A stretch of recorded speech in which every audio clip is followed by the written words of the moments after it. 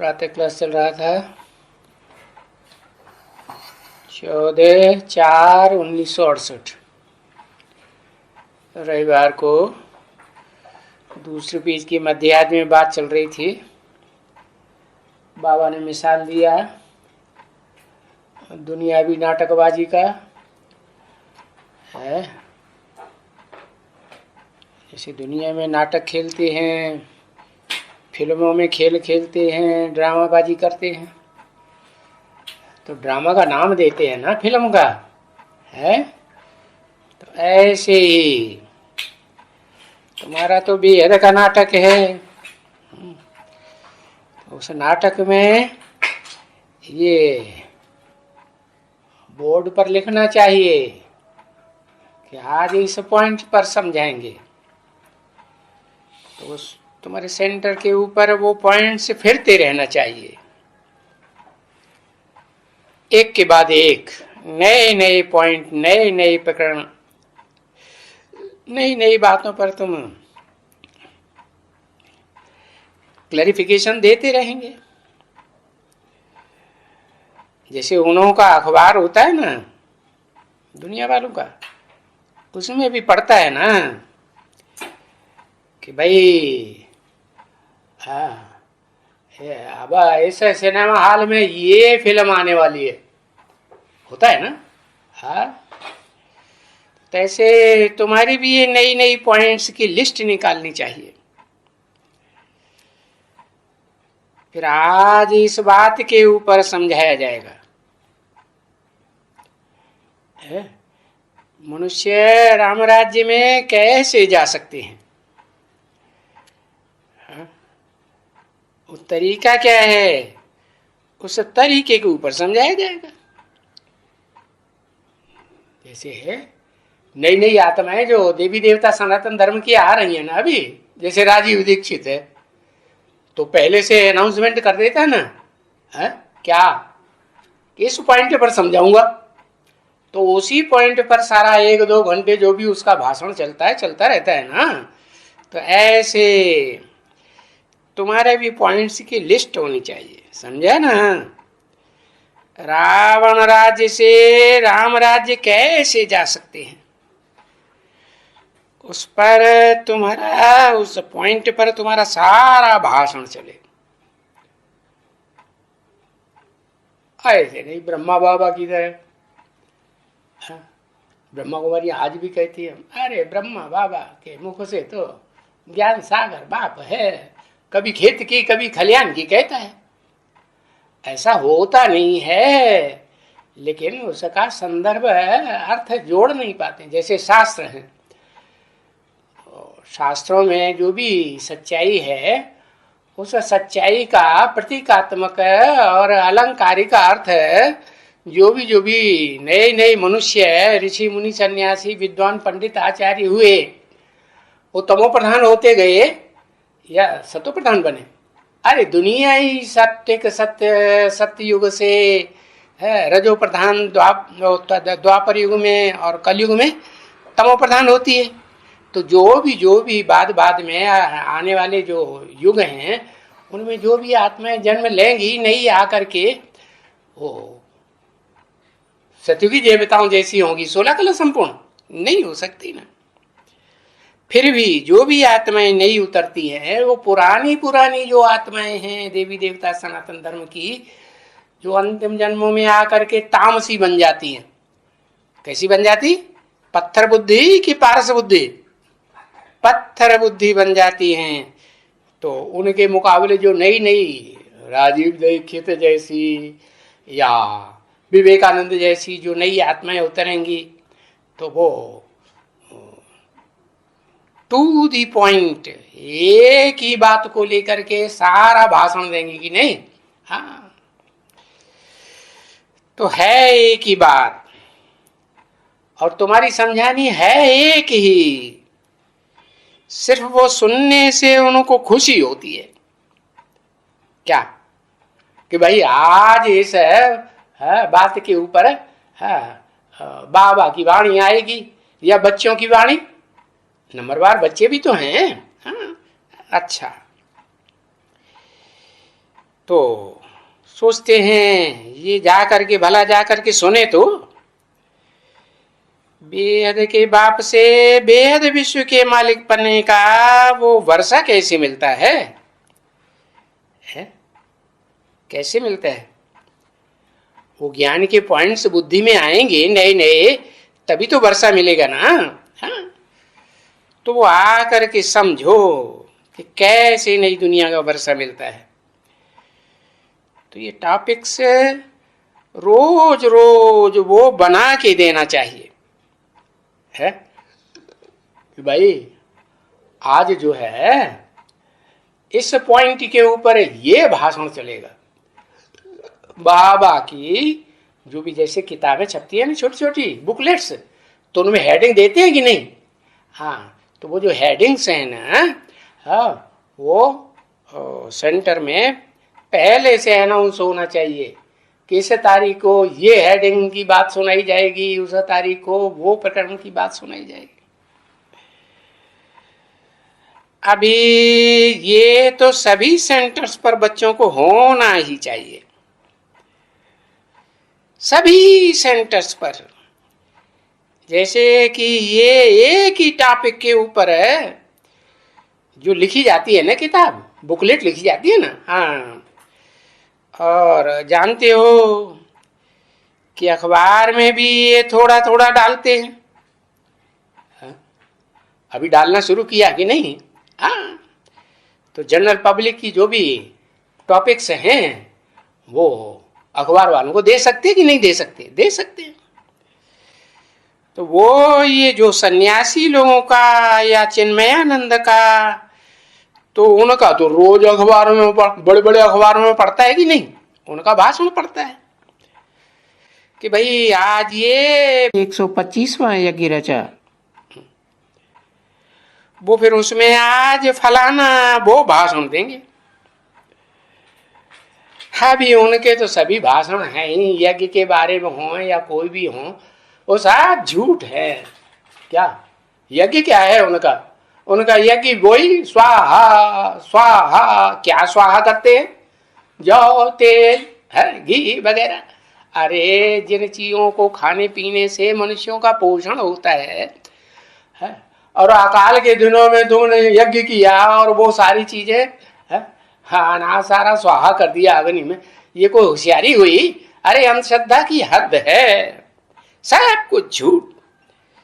बच्चे समझते हैं है कि यज्ञ तो इतने नहीं रचे जाते हैं। कितने?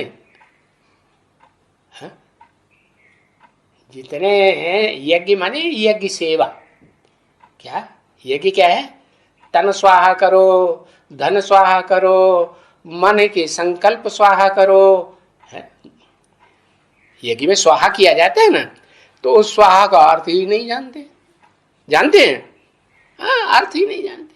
तो बाप कहते हैं कि इतने जो यज्ञ रचे जाते हैं वो वास्तव में यज्ञ नहीं रचे जाते हैं। वो असली यज्ञ तो है ही सिर्फ गीता, और वो कोई दूसरी चीज तो है ही नहीं सिवाय गीता ज्ञान के।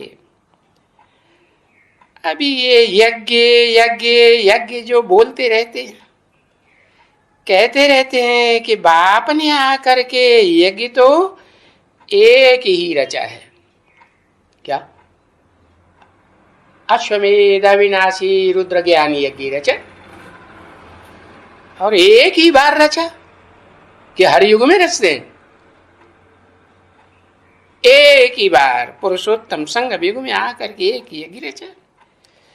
तो बाप कहते हैं मैंने तो एक ही यज्ञ रचा, कल्प कल्प आकर के एक ही यज्ञ रचता हूं है। और मैंने तो कभी रचा नहीं है 10 20 50 है 100 200 यज्ञ। मैंने तो एक ही यज्ञ रचा है जिसमें क्या होता है? कुछ खास बात होती है जो और ये यज्ञ रचते हैं भक्ति मार्ग वाले ऋषि मुनि सन्यासी विद्वान पंडित आचार्य है, उसमें वो नई बात नहीं होती है जो बाप आकर कराते हैं। रुद्र ज्ञान यज्ञ नाम देते हैं, वो भी रुद्र ज्ञान यज्ञ है। गीता का ही पाठ करते हैं, लेकिन वो मनुष्यों की लिखी हुई गीता, उसमें कृष्ण भगवान का नाम डाल दिया, 16 कला संपूर्ण कृष्ण कलाबद्ध का नाम डाल दिया। तो ये सारी दुनिया बाप जो यज्ञ रचते हैं उसमें सारी दुनिया स्वाहा हो जाती है।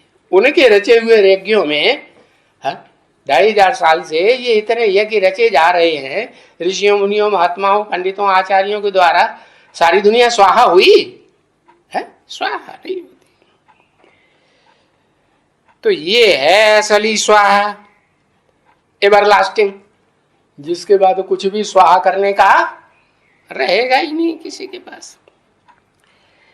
अभी ऐसे कभी भी कोई भी इसे गीता सुनाने वाले कभी भी नहीं कहेंगे है कि बस ये रुद्र ज्ञान यज्ञ है, उसमें ये जो भी पुरानी सृष्टि है,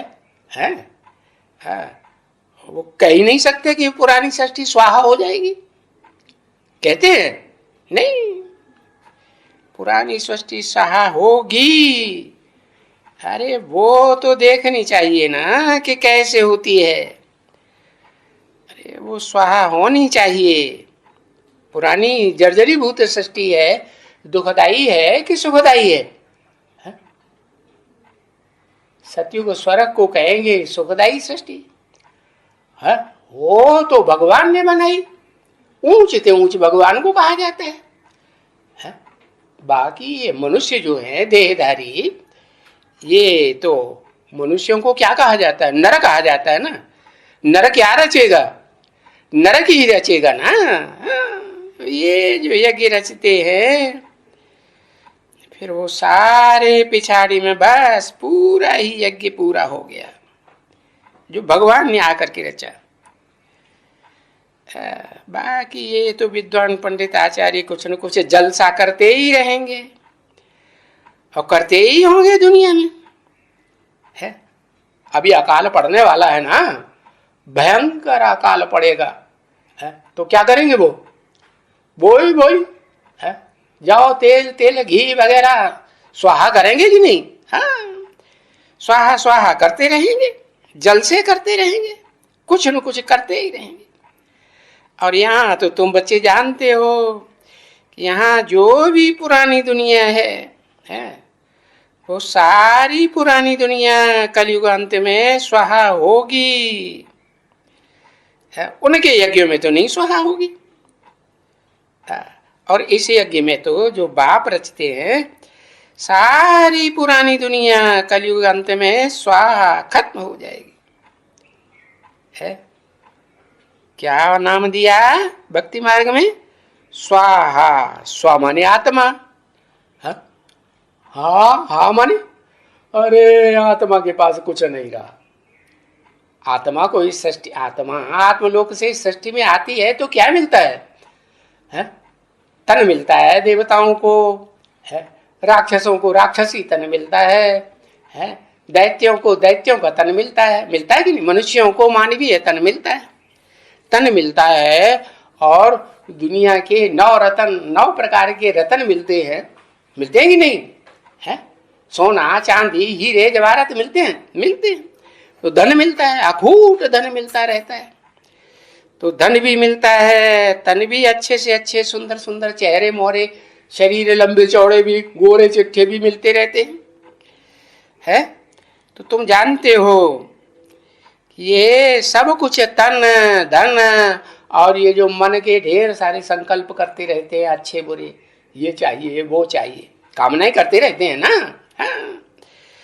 तो ये सब रुद्र ज्ञान यज्ञ में स्वाहा होना है।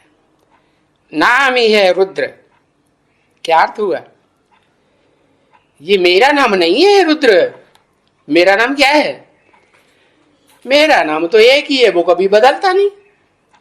जब शरीर बदलते हैं तो नाम भी बदल जाता है। तो मेरा नाम तो एक ही परमानेंट है, शिव। शिव माने सदा कल्याणकारी, कभी भी अकल्याण। कलयुग में आएगा, कलयुग अंत में भी आएगा, तो क्या कल्याण का पाठ बजाता है? नहीं, अकल्याण की वाणी बोलता है, अरे जो बोलेगा सो सत्य, कहते हैं ना, जो बोले सो निहाल। कौन से धर्म वाले कहते हैं?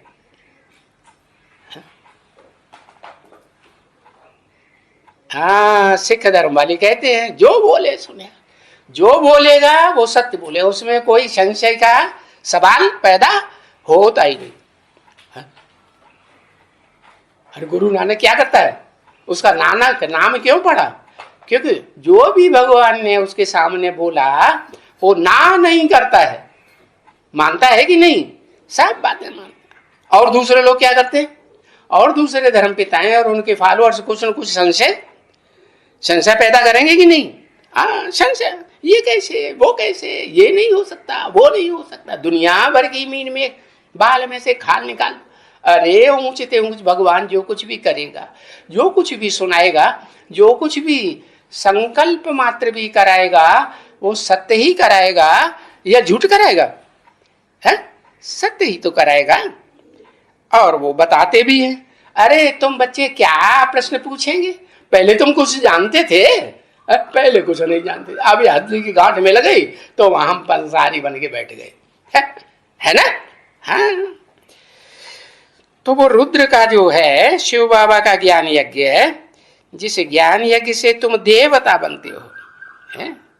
कब बनते हो? रुद्र का अर्थ क्या है हुआ? रुद्र नाम क्यों पड़ा है?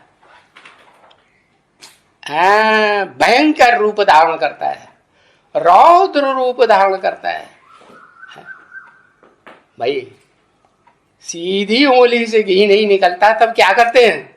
उंगली को टेढ़ा करते हैं ना।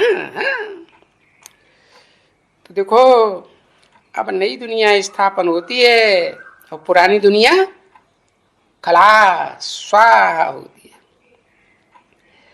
और नई दुनिया में ये मनुष्य तो नहीं गाए जाते हैं, मन वाले।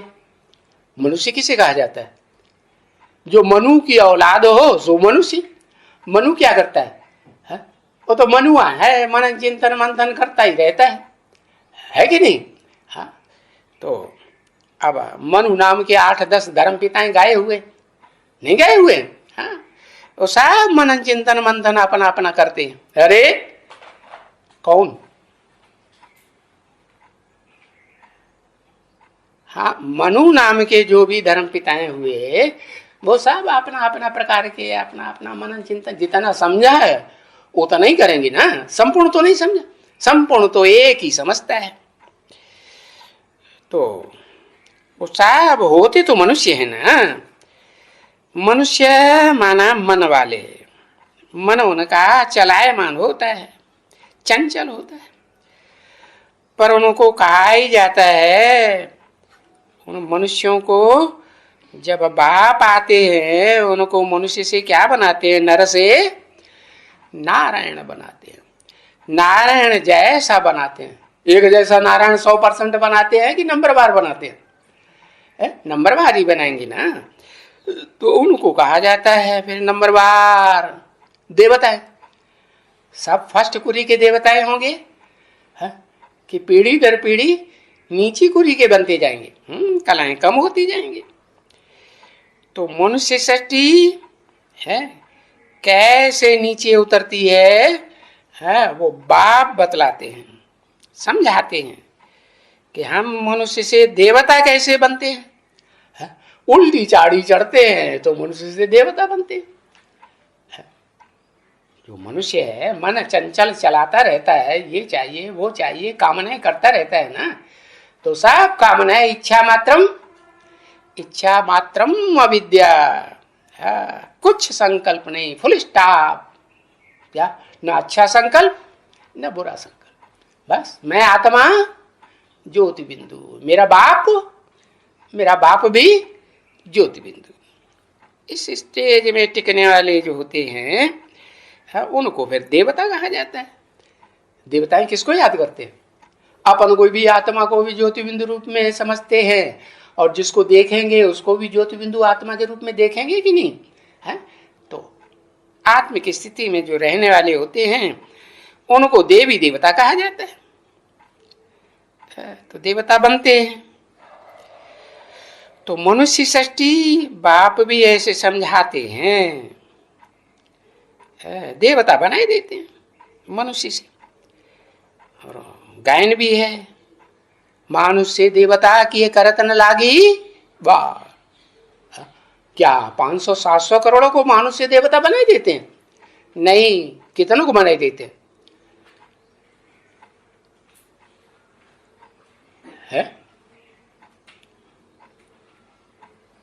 9 लाख को बनाए देते हैं 1 सेकंड में।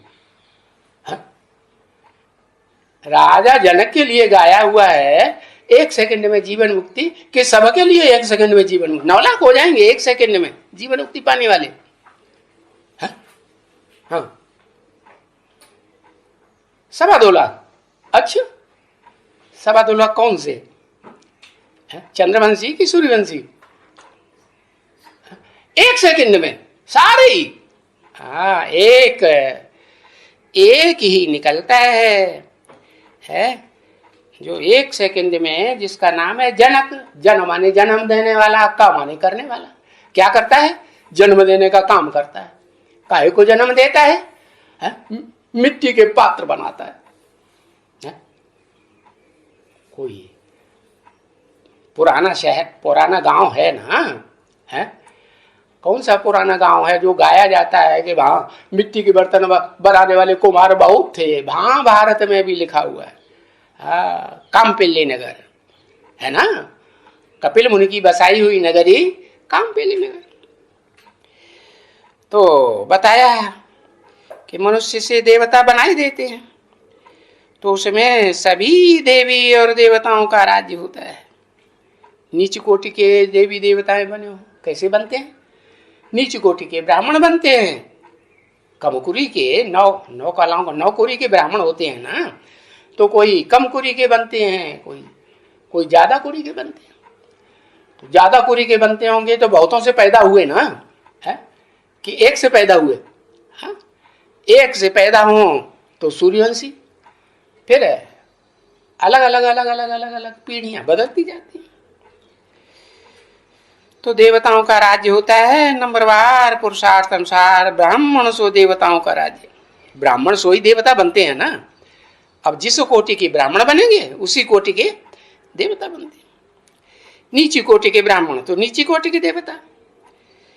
तो वहां है तो मनुष्य ना बच्चे, परंतु उन सब में दैवी गुण होते हैं। दैवी गुण होने के कारण वो देवी देवता समझे जाते हैं। नहीं, क्या समझे जाते हैं? देवी देवता समझे। क्या देवी देवता नाम क्यों दिया? उनके अंदर देने की ललक होती है या लेने की ललक होती है? इनसे ये भी मिल जाए, उनसे वो भी मिल जाए, है? नहीं मिलता है तो खींच खींच के ले लेते हैं, हिंसा करके लेते हैं कि नहीं? उनको भरे आसुरी बना कहा जाता है। तो देवी देवता समझा जाता है। तो जैसे तुम बच्चे समझते हो और बाप समझाते हैं, ये तो जानते हो कि तुम ही समझते हो, दुनिया में और कोई नहीं समझते। तुम ही माने तुम ही समझते हो। तुम ही माने तुम किसे कहा जाता है? हाँ, एक तो सन्मुख वालों को तुम कहा जाता है। जो सन्मुख बैठ करके सुनते हैं उनको तुम कहा जाता है। इसीलिए तो बाप ने कहा सन्मुख मुरली है साव से फर्स्ट क्लास। फिर जो सन्मुख सुनी हुई जिन्होंने है, वो फिर छपाते हैं या ट्यूब में डालते हैं या टीवी में दिखलाते हैं, चैनल्स में आता है तो वो टेप रिकॉर्डर होता है ना। हाँ, टेप रिकॉर्डर है, या उसे कहो टीवी, या उसे कहो वीडियो। तो वीडियो में जो आता है उसमें कुछ अंतर होगा कि नहीं? सन्मुख के मुकाबले क्या अंतर होता है?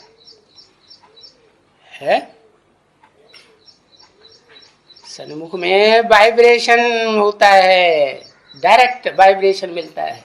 आंखों का दृष्टि आंखों की मिलती है कि नहीं? डायरेक्ट किसी को कोई बात सुनाएंगे तो पेट की तरफ देखेंगे कि आंखों की तरफ देखेंगे? आंखों की तरफ देखा जाता है तो उसको कहते हैं दृष्टि से वाइब्रेशन मिलते हैं। सबसे ऊंचे से ऊंची इंद्रियां कौन सी? ज्ञानेंद्रियां। और ज्ञानेंद्रियों में भी सबसे ऊंची इंद्रिय आंख। हाँ, तो बहुत पावरफुल इंद्रिय है, अति सूक्ष्म।